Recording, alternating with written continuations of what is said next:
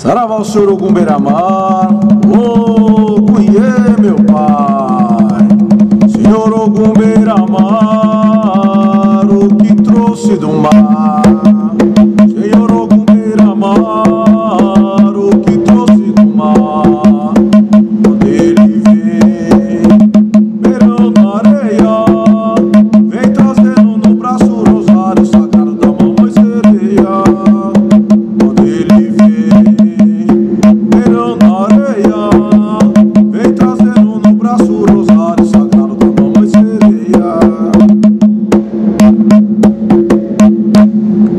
Olá pessoal, estamos aqui começando o Papo Entre Filhos. Eu sou o Celso. E eu sou o Pablo. E aqui atrás da câmera sou o Sandro.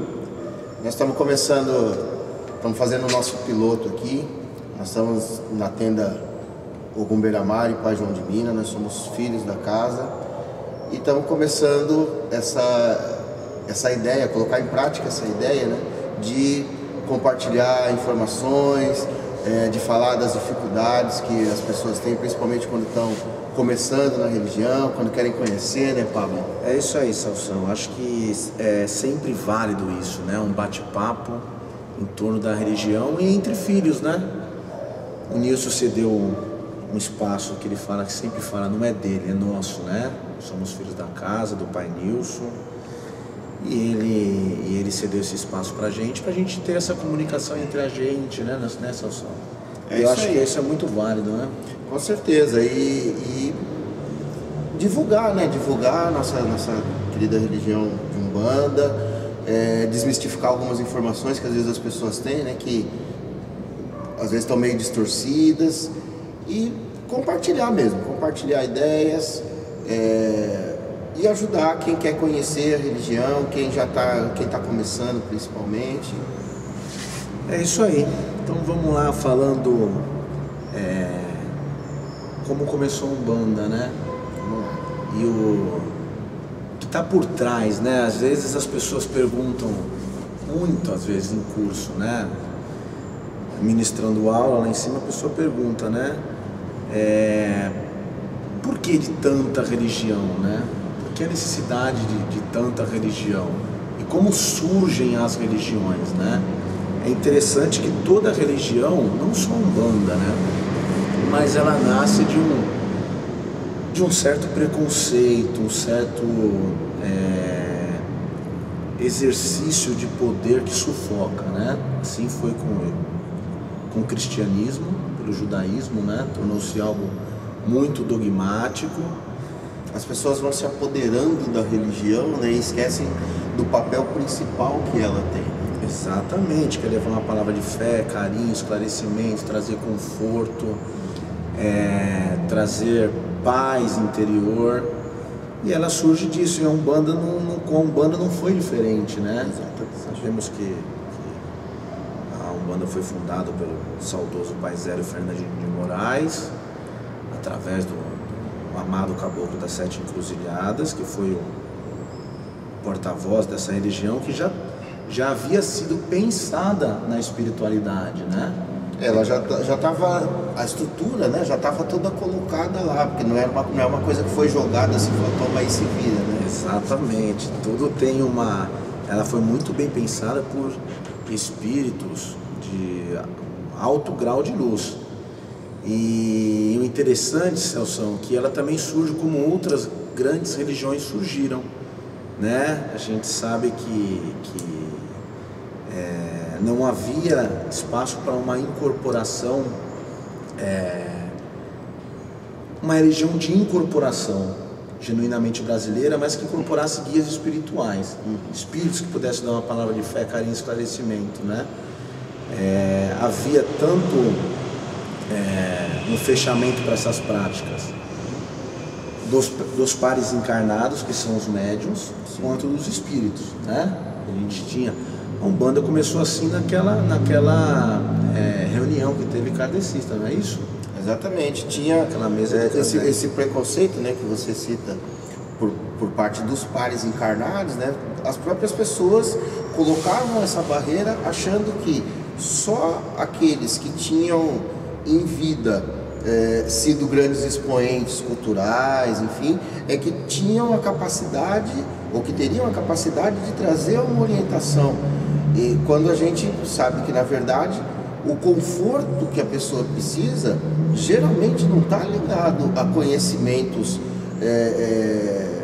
que se adquirem em universidade, por exemplo, né? Exatamente, já a incorporação de espíritos que foram índios em outras encarnações, que foram negros, sacerdotes africanos, mas que, quando se manifestavam em alguma religião mediúnica, aqui no Brasil, no caso, o kardecismo, e de base africana, o candomblé, eles não conseguiam dar uma palavra de fé, carinho e esclarecimento, porque eram-lhe fechadas, né, as portas, né? No kardecismo, porque quem conduzia o culto, não os espíritos, mas quem conduzia aquela reunião, achava que aqueles espíritos negros e índios eram espíritos atrasados, não podiam trazer nenhum benefício. E nas religiões de matriz africana, eles incorporavam somente os orixás, não via que um espírito que desencarnou pudesse trazer algum benefício. A estrutura, né, do candomblé se desenvolveu de uma outra forma, né? Não tinha, além de só ter a incorporação do orixá, não tinha as consultas como a gente tem na Umbanda, e mesmo no kardecismo, embora o kardecismo não tenha aberto, na época, né, essa via para os negros, para os índios, mas no candomblé não tinha essa possibilidade da consulta com o guia ou com o orixá. É importante salientar que a manifestação de espíritos, ela é multimilenar, ela sempre existiu, tá?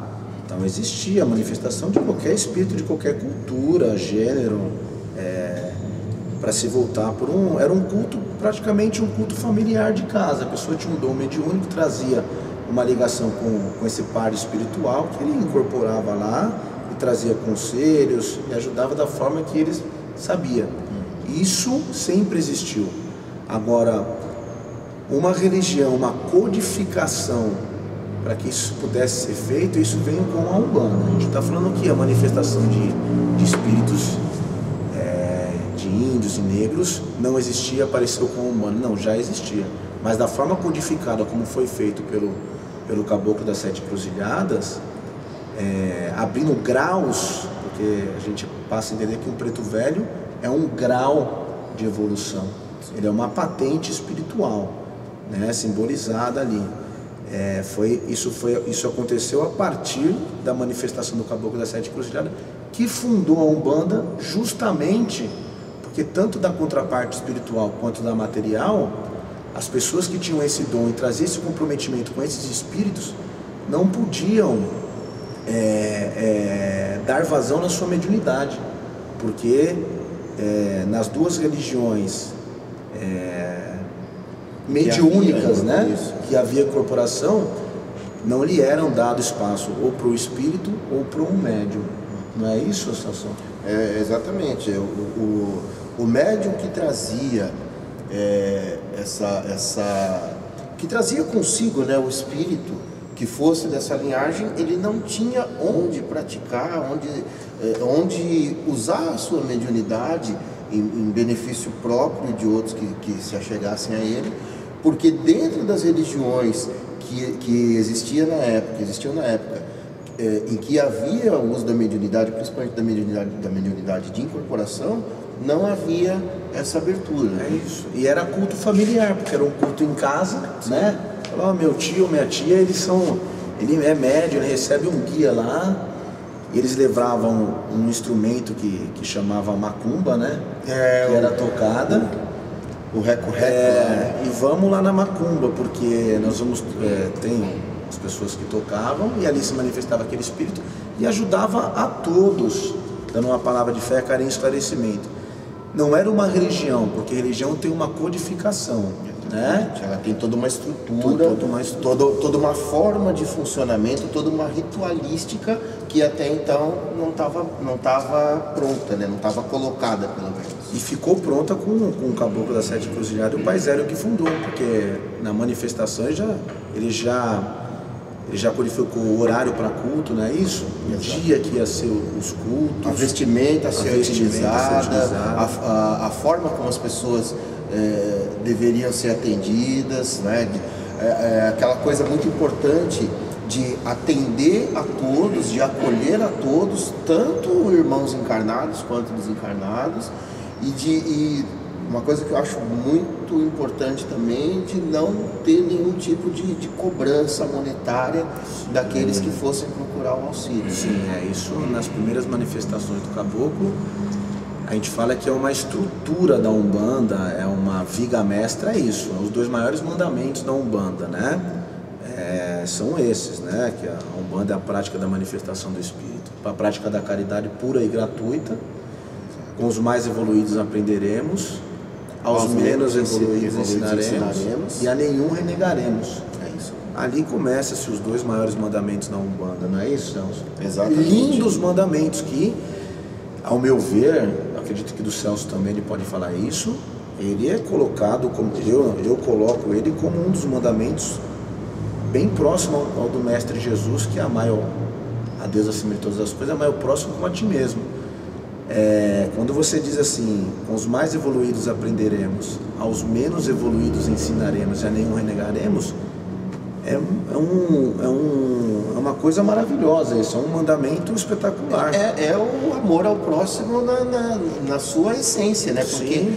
Quando você diz que vai aprender com aqueles que têm mais a te ensinar com aqueles que têm a aprender com você e que não vai renegar a nenhum, e aí está falando de não renegar nenhum espírito, não está tendo não está tendo um obstáculo dizer não vai renegar nenhum espírito encarnado, ou não vai renegar nenhum desencarnado, não vai renegar nenhum. Exatamente. Então, encarnados e desencarnados, todos são bem-vindos, todos são acolhidos, aqueles que vêm buscar uma palavra de conforto, de esclarecimento, vêm buscar dentro da Umbanda, principalmente no caso de alguns desencarnados, vêm buscar uma via evolutiva, uma via para retornar ao caminho que vai nos reconduzir ao Criador. Todos eles vão encontrar esse caminho, essa oportunidade dentro da Umbanda. E é uma marca os mandamentos é uma marca de um grande espírito, né? Eles falam pouco, mas que abrangem todo o recado, né? Eles não ficam que nem nós falando uma eternidade. Eles falam pouco e aquilo sintetiza o que é o ser humano em si, né? Qual é o significado de coisas que a gente fica pensando, milhares e milhares de coisas, eles vêm às vezes com uma frase e você fala, agora eu entendi. Como que funciona as Exatamente. coisas. Então, O Sandro está ali querendo fazer uma pergunta. Pablo e Celso, para deixarmos tudo bem didático, então, eventualmente, em algumas partes dos vídeos, terão algumas perguntas que foram coletadas com os próprios médiuns da casa, com os próprios irmãos da casa. Primeira pergunta que está dentro do que vocês estão falando. A possibilidade, então, já que a Umbanda veio de uma origem muito próxima do kardecismo e de uma origem muito próxima do candomblé ou culto de nações, existe a possibilidade do umbandista ser também kardecista ou o umbandista ser candomblecista? Ao meu ver, não, porque são religiões. O que nos aproxima da Umbanda ou do candomblé ou da outra denominação de religião de matriz africana é o mediunismo, né? Todos são religiões que trazem em si a mediunidade de incorporação, mas tem doutrinas, ao meu ver, que são diferentes. Eu acredito que é assim. Eu não consigo ser palmeirense e corintiano. Eu sou palmeirense ou eu sou corintiano, porque você tem determinados preceitos dentro do candomblé que na Umbanda é diferente, e na Umbanda você tem preceitos que no candomblé é diferente, e assim sucessivamente no kardecismo também você tem determinadas regras e dogmas que na Umbanda não tem. Então, ao meu ver, eu acho que não. Eu acho que Que não, né, Celso? Não, então, porque acabam ficando coisas conflitantes. Eu vou falar um pouquinho de uma experiência que eu tive, um pouco antes de começar a frequentar aqui a casa. Eu conheci uma pessoa que frequentava o kardecismo. E essa pessoa, num dado momento em que ela estava lá, o dirigente da casa falou: olha, aqui você não vai conseguir desenvolver todo o seu potencial, você precisa procurar uma outra religião que tenha também a mediunidade, que use também a mediunidade e tal. Inclusive ela foi muito bem aconselhada, falou: olha, se você chegar num lugar e o pessoal começar, você vê que eles cobram para fazer atendimento, essas coisas e tal, você já não vai nesse lugar, procura um outro. Enfim, e essa pessoa então foi no lugar em que na época eu estava frequentando também. E lá era uma coisa bacana. A mãe de santo lá ela tinha uma formação de candomblé, embora o que ela tocasse lá fosse mais próximo da Umbanda, era uma coisa bacana. E aí, numa época lá, a gente tinha que usar o contregum. E essa pessoa, ela gostava do trabalho que ela fazia lá no kardecismo. E quando ela conversou comigo, ela falou: será que dá para frequentar os dois? E a gente foi tirar essa dúvida com a mãe de santo. Ela falou: olha, esse contregum que vocês estão usando é justamente para evitar a manifestação dos espíritos que tem lá. Então tem algumas coisas que são conflitantes, Sandrão, então não dá para fazer.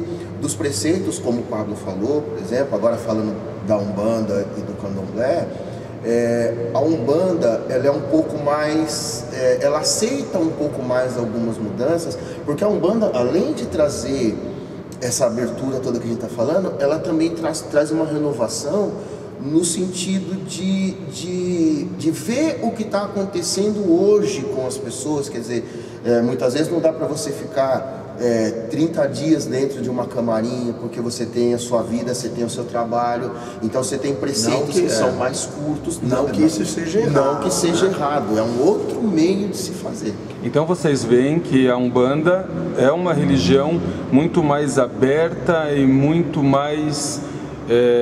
que entende muito mais uma vida mais moderna, uma situação atual. É isso? Eu não diria aberta. A Umbanda, ela tem preceitos e dogmas diferentes, porque assim, religião, eu tenho isso muito bem fundamentado para mim. Ela traz sentidos que são absolutos, né? Fé, acolhimento, amor, conhecimento. Então o candomblé, o Umbanda, o kardecismo traz tudo isso. Sim.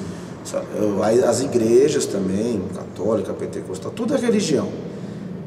Só que você tem determinados preceitos que vai de encontro à sua natureza. Então a gente diz assim, eu não costumo falar que um é mais aberto, outro é mais fechado.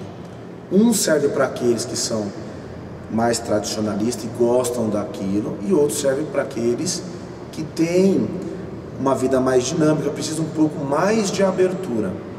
Então acho que a palavra seria essa mesmo. Por exemplo, se eu tenho uma alma mais serena, de repente eu vou num terreiro de Umbanda, que é totalmente dinâmico do começo ao fim, talvez o atabaque me incomode, e aí eu preciso ir para uma religião de meditação, por exemplo. É que na verdade com cantos gregorianos. e de repente aquele que está lá naquela religião fala: poxa, mas isso aqui é muito parado, não consigo nem meditar, eu preciso de uma coisa mais dinâmica. É como uma semente. Se você pegar uma semente de cacto, você não planta ela num solo que é aquoso. Cada semente tem um solo correspondente, e assim é a natureza humana, e assim é a mediunidade de cada ser humano. Então acho que a religião, por isso que às vezes a Bíblia fala, né, que é um livro maravilhoso, um livro sagrado como tantos outros têm. A casa do meu pai tem muitas moradas, há muitas vias de chegar ao Pai, porque Deus, Ele é todas as naturezas em si. Então nós nos encontramos na Umbanda, para a gente é uma religião maravilhosa, e tem outros irmãos que se encontraram no catolicismo, no kardecismo, mas não que um seja mais elevado, outros menos elevado, um mais aberto, outro mais fechado. Não, cada um traz a sua tradição, que serve para aqueles que que trazem uma natureza parecida com a prática daquele culto. Como a gente só encontra a plenitude em Deus, a gente também não está aqui para dizer que essa religião é boa, que ela é ruim. Na verdade, todas elas são boas, todas elas têm o seu papel. Então, é como o Pablo falou, algumas pessoas vão se sentir mais à vontade numa religião, outras pessoas vão se sentir mais à vontade na outra. Então não dá para dizer a religião de Umbanda é melhor porque é mais, ela aceita melhor e tal. Existem pessoas que mesmo trabalhando, por exemplo, então, no candomblé, falam, não, eu preciso fazer o santo, então eu vou fazer quando eu tirar férias, por exemplo. Então faz, para aquela pessoa seguir por esse caminho, tá legal. Então não tem nada de errado com isso. A Umbanda só trabalha isso de uma forma diferente. Isso que o Pablo colocou, de que na casa de meu pai há muitas moradas, na casa do pai há muitas moradas, é isso mesmo. Então tem vários meios, e se a gente entender a religião como algo que nos aproxime de Deus, cada uma delas, a seu modo, vai ter esse papel. Porque os seres humanos, as pessoas são diferentes e se a gente coloca um caminho só e fala, não, você tem que ir para esse daqui, e a pessoa não se sente bem naquilo, a gente de repente vai estar abrindo, né, Pablo, a via para surgir uma nova religião, né? Exatamente. Porque vai falar, não, peraí, então é isso daí, então vai abrir uma nova que vai aceitar as pessoas que têm um comportamento diferente, que têm um pensamento diferente, porque todas as pessoas devem ter direito de encontrar um caminho que leve ao Pai, né? Eu acho que é isso daí mesmo, né? Nós, quando as pessoas fazem umas perguntas para nós, a gente toma muito cuidado em responder, porque é exatamente isso, né? A gente sabe que tem preceitos, todos os preceitos devem ser muito bem respeitados em todas as religiões, não importa, porque todos os preceitos têm fundamento, desde o judaísmo, desde o sacro ofício no judaísmo, desde o sacro ofício na religião de matriz africana, no candomblé, todas têm fundamento ali, bem assentado, bem fundamentado, que deve ser respeitados, né? Não é isso, Sansão? Essa é a nossa visão, porque a Umbanda, na verdade, ela surgiu disso. Exatamente. Né? Quando ela foi pensada como, por exemplo, você ter um grau de um preto velho, nem todos que se manifestam incorporados como preto velho foram negros africanos anciões. Mas temos que entender que o grau preto velho é uma patente de um espírito, de uma luz gigantesca. Creio eu que é o mais alto grau dentro da Umbanda, pode-se se considerar isso.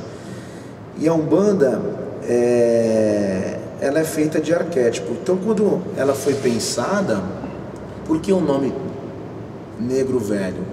Espírito ancião, uma homenagem que fizeram a todos aqueles pais, sacerdotes africanos que deram praticamente a sua vida em nome de Deus e suas divindades, que são os orixás. Eles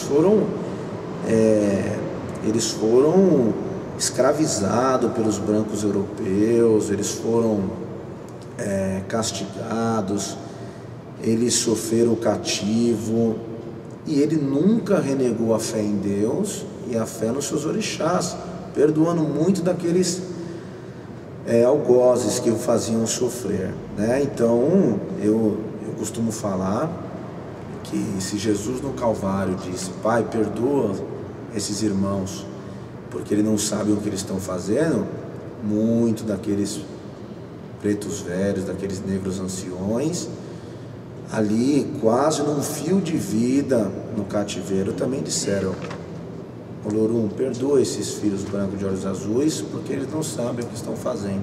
Não carregaram mágoa quando desencarnaram. E isso, mesmo sofrendo uma violência física, moral, em espírito encarnado, em um espírito não carregar essa mágoa, isso é para espíritos altamente evoluídos. Nós vamos fazer uma pausa aqui e vamos voltar nesse assunto aí sobre a Umbanda, sobre esses graus, preconceitos, e com mais pergunta, com o Sandro colocando a gente na fogueira ainda. Até mais. Até já.